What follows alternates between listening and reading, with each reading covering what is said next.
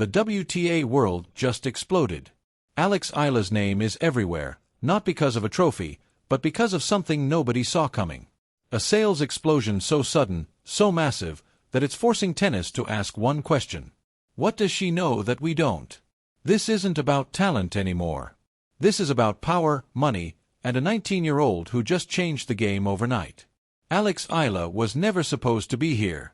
A girl from Manila with a racket and a dream, fighting through a system that barely acknowledged her existence. The Philippines had never produced a WTA star. The infrastructure wasn't there, the funding wasn't there. But Eala, she didn't care about what wasn't there. She cared about what could be. At 14, she left home. Rafa Nadal Academy in Spain became her new reality. While other teenagers were figuring out high school drama, Eala was grinding on red clay, learning from champions, bleeding through blisters, and carrying the weight of an entire nation on her shoulders. Every match wasn't just a match. It was a statement, a message to every Filipino kid watching. We belong here. But belonging and thriving are two different things. The WTA Tour is brutal. It chews up prodigies and spits out cautionary tales. Eala knew this. She watched players with more funding, better teams, and bigger names rise while she fought through qualifiers, scraping together ranking points like currency. Injuries came, doubt crept in. There were moments, quiet, lonely moments in hotel rooms across Europe, where she probably wondered if it was worth it. And then something shifted. It wasn't a Grand Slam win, it wasn't a viral upset. It was quieter than that.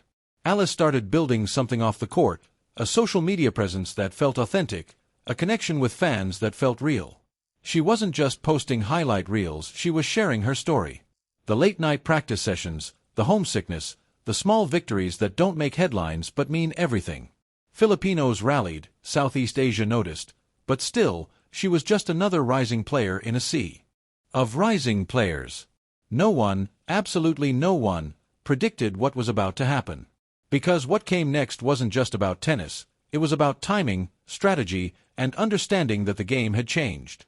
The old rules didn't apply anymore. Eala was about to prove that you don't need a Grand Slam title to become the most powerful player in the room. You just need to know how the room works. The tennis world was watching her forehand. They should have been watching her business model. But here's where it gets wild. It happened in 48 hours. That's all it took for Alex Eala to go from promising player to economic phenomenon. The numbers were staggering. Her official merchandise line sold out in 6 hours. Not just in Manila, in Tokyo, Singapore, Los Angeles, New York. Her social media followers doubled overnight. Brands that had never returned her agent's emails were suddenly offering six-figure deals. Ticket sales for her matches, even challenger events, spiked by 340%. This wasn't organic growth, this was detonation. Tennis journalists scrambled to explain it. Was it a viral moment they missed? A controversy? A celebrity endorsement? They dug through her recent matches.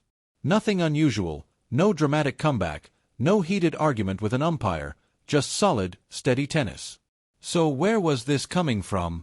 The answer was everywhere and nowhere. Eala's team had orchestrated something unprecedented.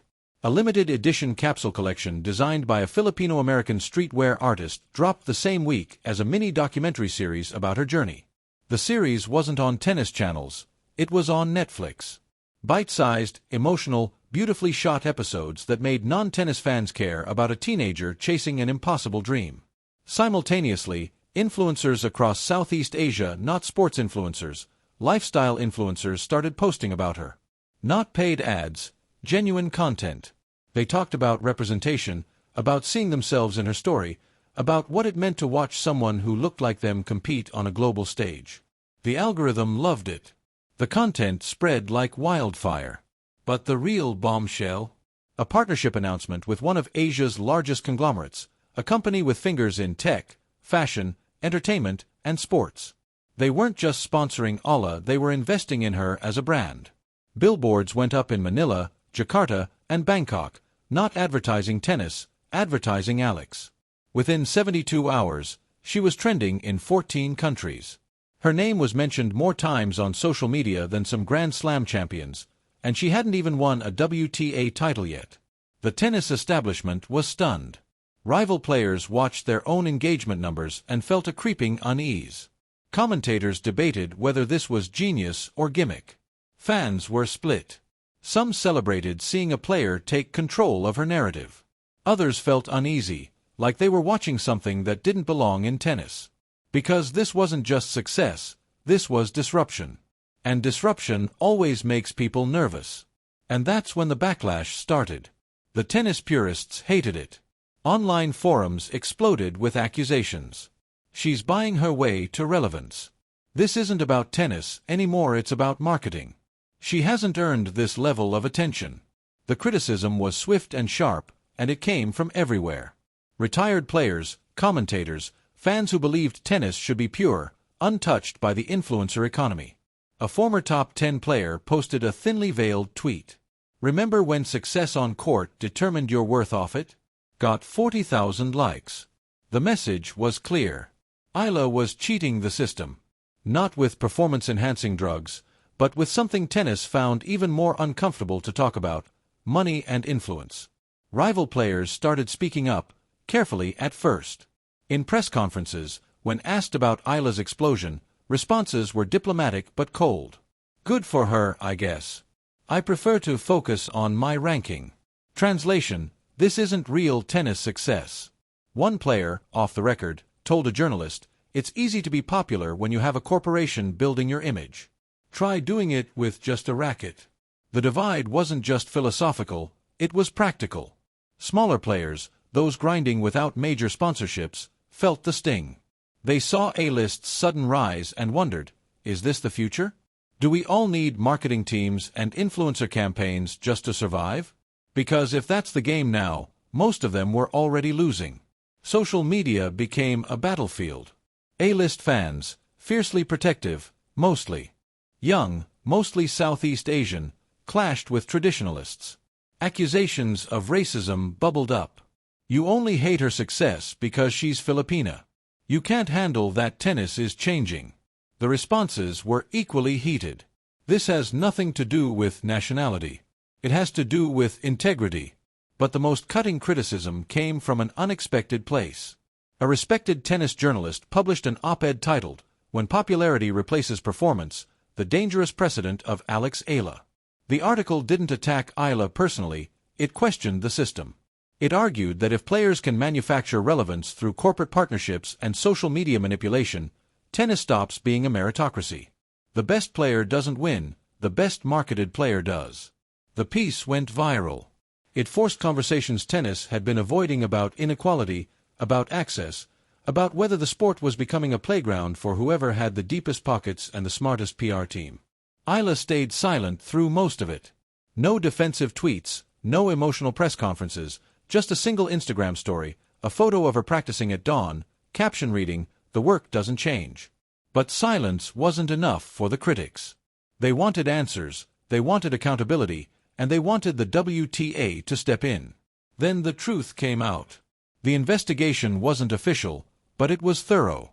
Business reporters, not sports journalists, started digging.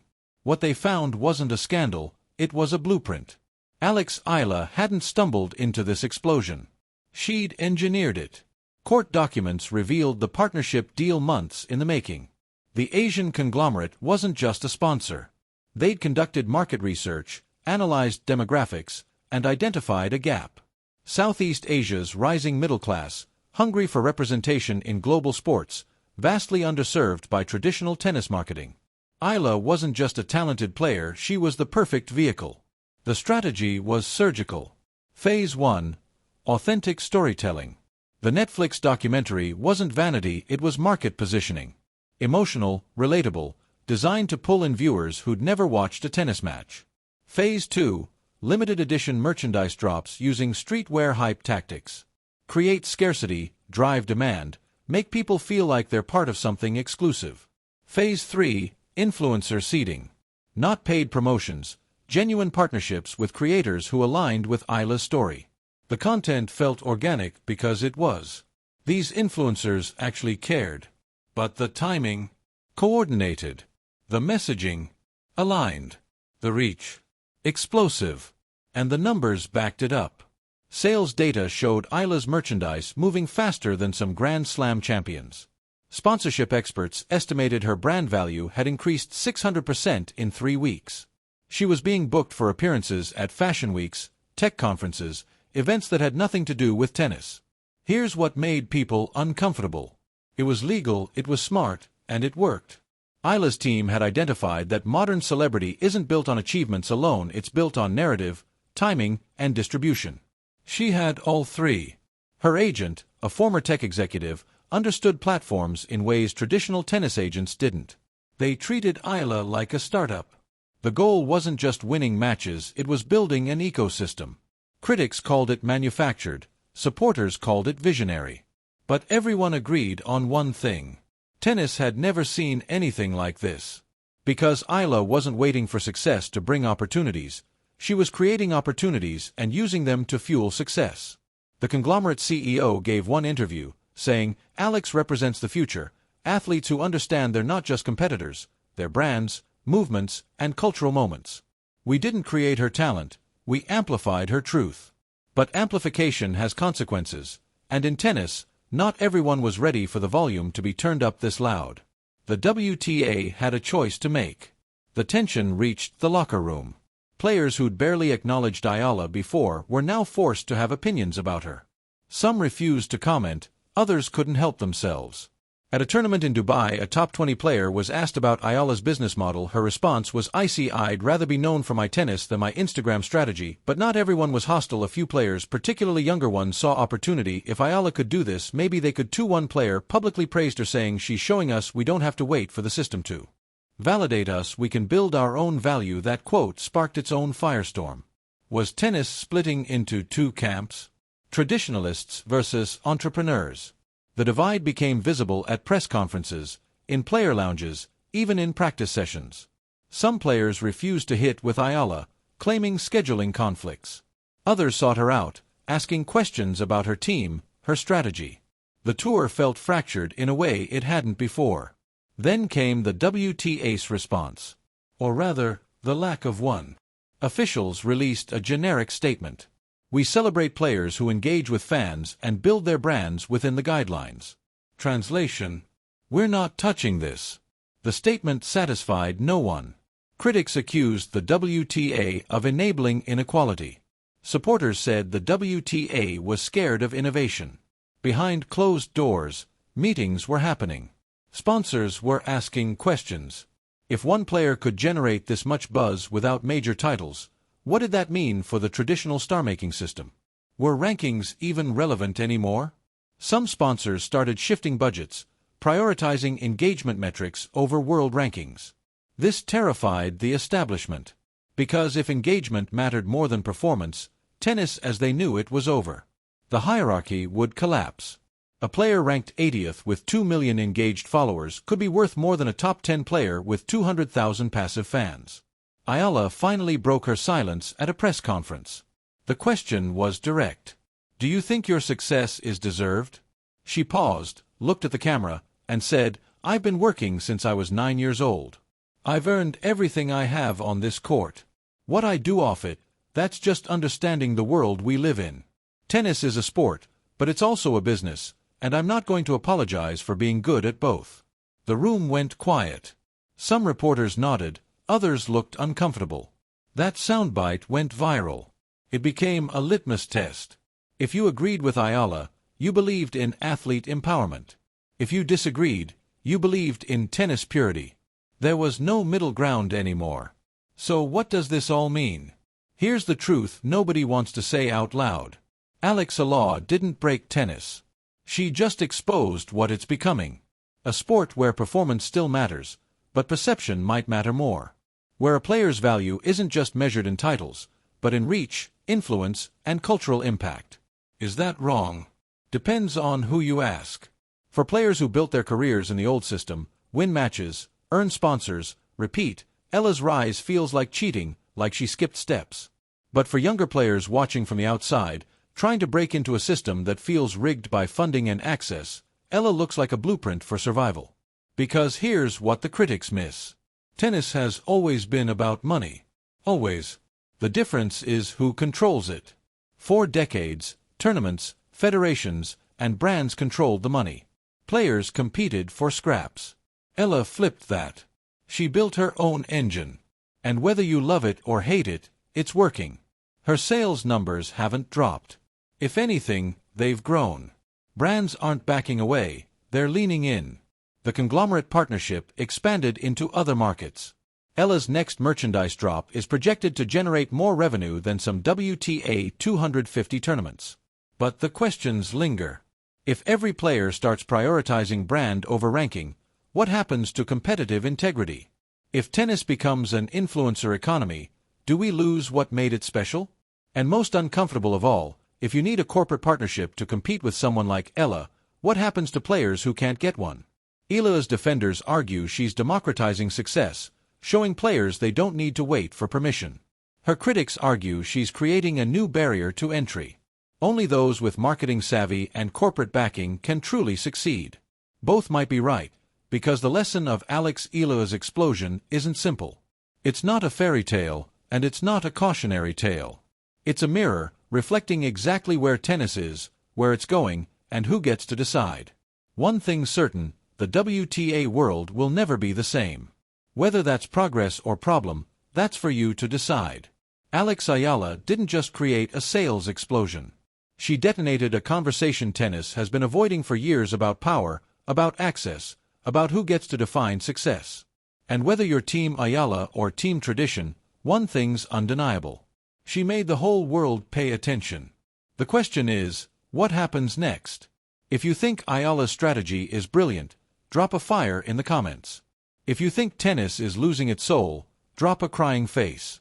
And if you want more stories about the players changing the game off the court, hit that subscribe button, because this is just the beginning.